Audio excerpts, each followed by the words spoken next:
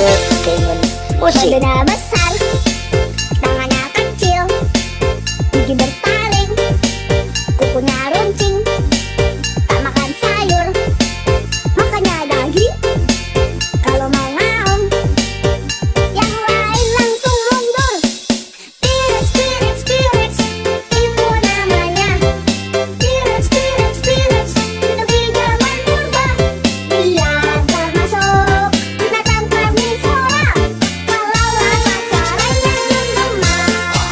Lehernya panjang, setinggi awan. Kalau mengangguk, pohon pun langsung ambruk. Sukanya sayur dan juga daun, tak pernah marah, dia selalu ramah. Bronto, Bronto, Bronto, Brontosaurus namanya. Bronto, Brontosaurus, binatang herbivora. Dia termasuk binatang zaman purba. Zaman sekarang adanya kenapa?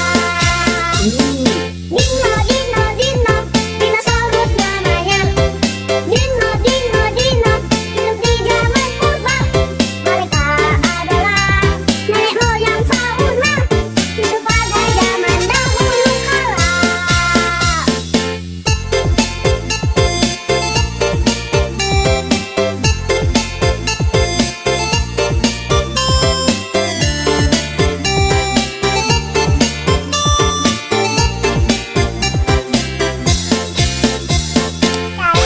Look.